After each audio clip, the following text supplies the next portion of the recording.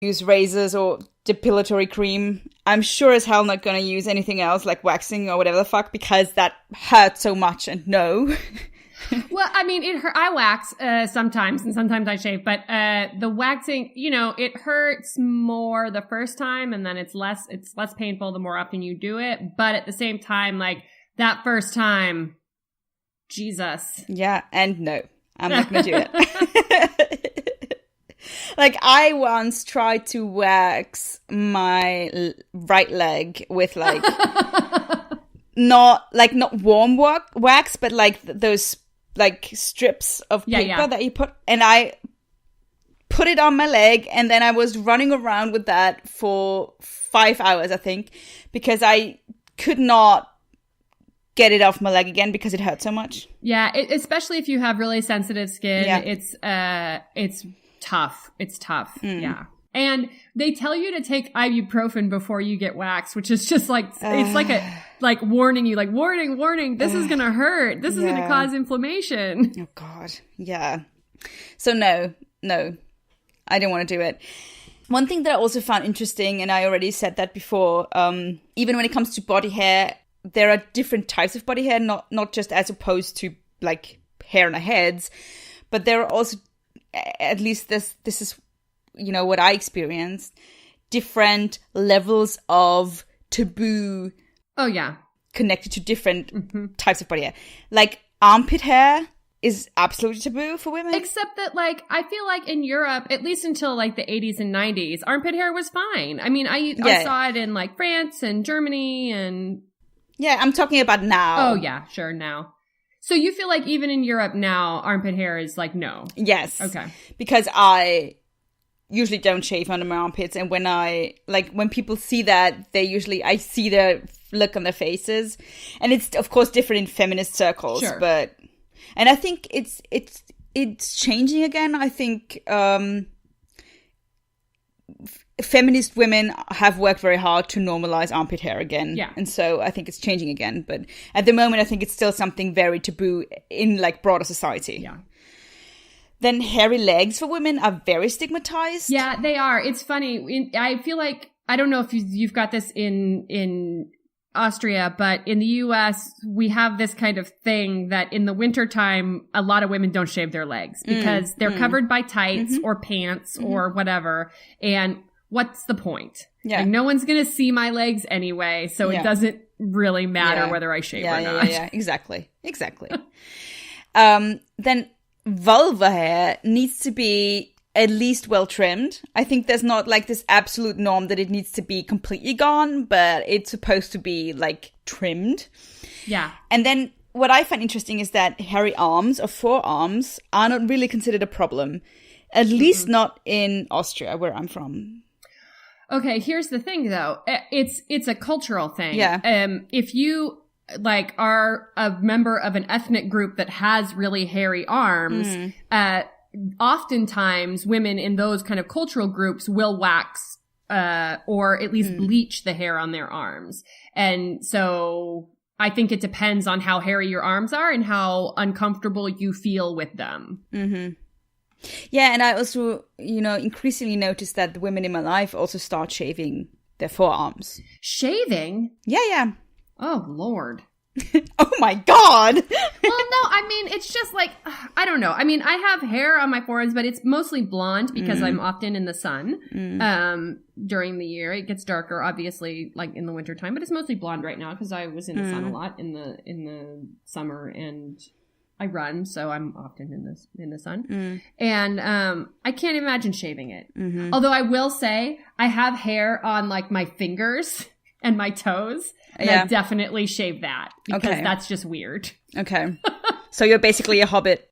I am that's what my husband calls me. My husband says that I'm a hobbit. Absolutely. Okay. And so I just try and get rid of it. It's like just on like the one part of the fingers, like where my rings are. And it's just a little annoying. So I just shave that off.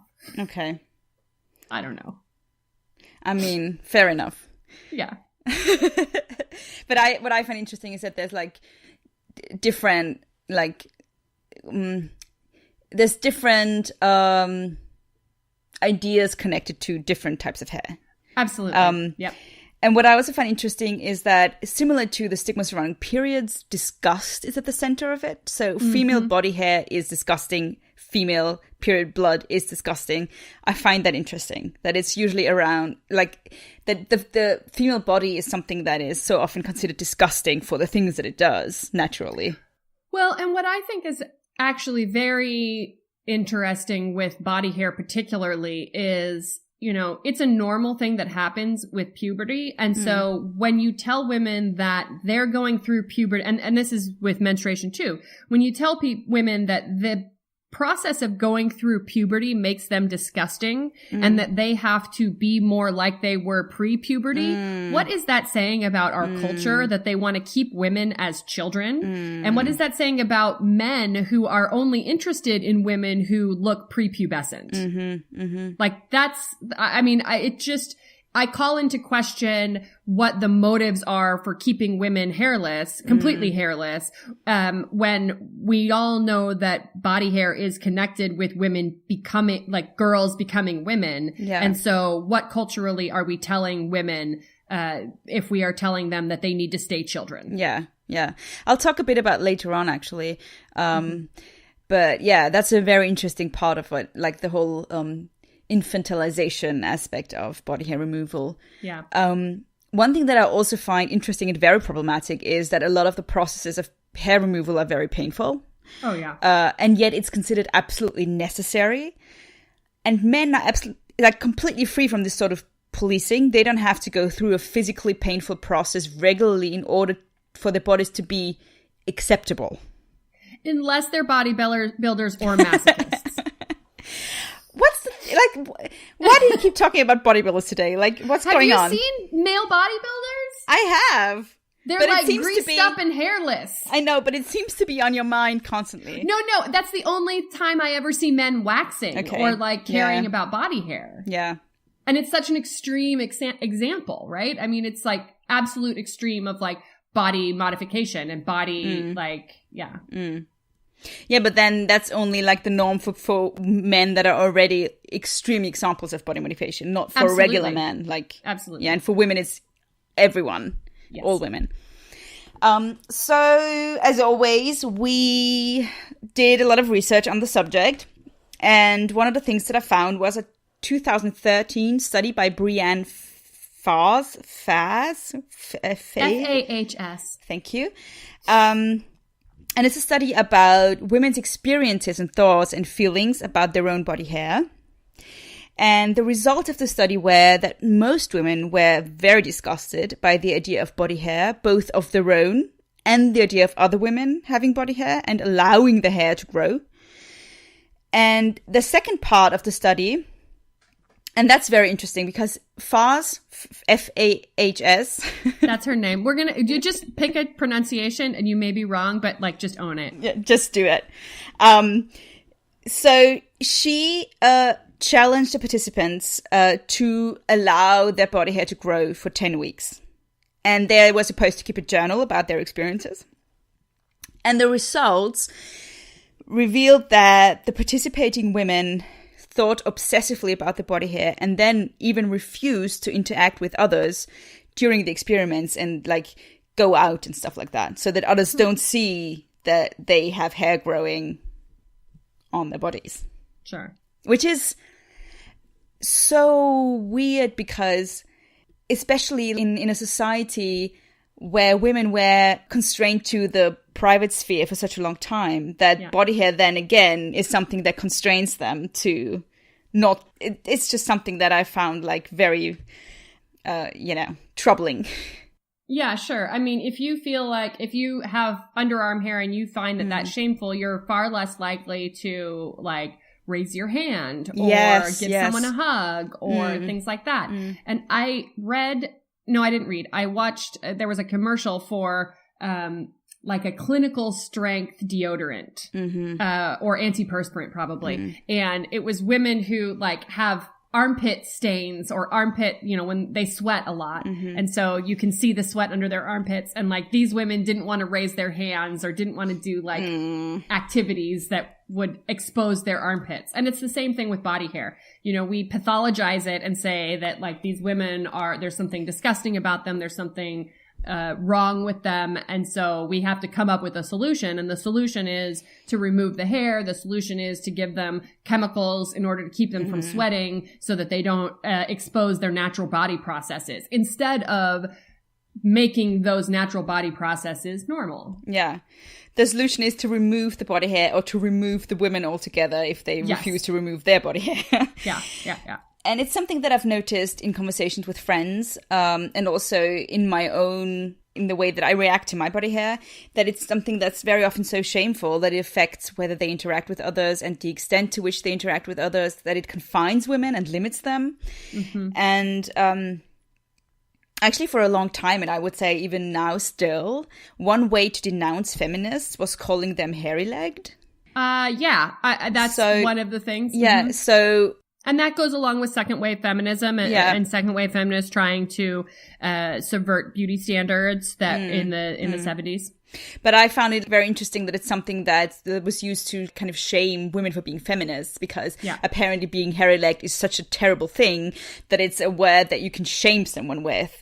Yes. So who wants to be hairy-legged? Nobody wants to be hairy-legged apparently. And feminists are the ones that don't shave, so the stereotype says, and it's the not shaving that makes them undesirable, and there is just so much wrong with it. Yeah, and that also goes along with thinking that women who are feminists are masculine. So, of course, they have hairy legs because they're trying to be more like men. Yeah. And that's wrong. Yeah. And the true part is, of course, that feminists were always the ones who challenged beauty norms. Yes. So they also challenged body hair stigma, of course. Yes. So when did women start doing this? When did the social stigma start? Was it always so gendered? And when did women have to remove the body hair to be acceptable? When did it start? So the history of body hair removal goes back to ancient times, unsurprisingly, and there are accounts from ancient Rome, from ancient Greece, from Egypt, and it's sad that we don't have Heather with us today, because she probably could tell us a lot about Rome and Greece. Sure. From South America, Uganda, and the Trobriand Islands and Turkey. And if you don't know what the Trobriand Islands are, I didn't either. They are, quote from Wikipedia, my husband, a group of raised coral atolls in the north of Milne Bay Province. Milne Bay Province in Papua New Guinea. So there you go. Guinea. Listen, it's not my... Yes. Listen, it's not my first language. Not your first language. So... It's like your third language. It's fine. It's like my fifth language. It's okay. So these are the places that we know practiced female body hair removal already in antiquity. And I'm actually specifically talking about the removal of pubic hair here. Most of that, of course, is communicated through art. We know of those practices because there are pieces of art and various cultural artifacts still preserved that depict women with trimmed or removed pubic hair. And there is a very interesting study called Pubic Hair and Sexuality, a review by Sarah Ramsey, Claire Sweeney, and Michael Fraser and Gren Oates, which is also going to be in the show notes. And they write about this. And they write that in existing ancient Egyptian paintings, women are depicted with, quote, small triangles of pubic hair with bronze razors placed in tombs for the afterlife. Oh, my Lord. Yeah. So they had to give them, razors were so important that they had to be put in their tombs with them. Yeah. So that they could shave in the afterlife. Yeah. Fantastic. Yeah, exactly. And they also write that, quote, relics from ancient Greece clearly illustrate body shaving of some form. And then, of course, nowadays, and as long as it exists, Sharia law advised the removal of all body hair in, like, Middle Eastern countries. So in Muslim culture today, too, both men and women are encouraged to depilate most body hair, including armpit and pubic hair, because apparently that's instructed in the Quran. How do you pronounce it in English? Quran, okay. So then there's an interesting study by Bazo. It's also going to be in the show notes. And according to that study, body hair removal wasn't commonplace among North American women until about after 1915. And that's when, quote, the Great Underarm campaign began, and Gillette began marketing new razors designed specifically for women. Oh, shit. So this is what we have to blame for having these fucking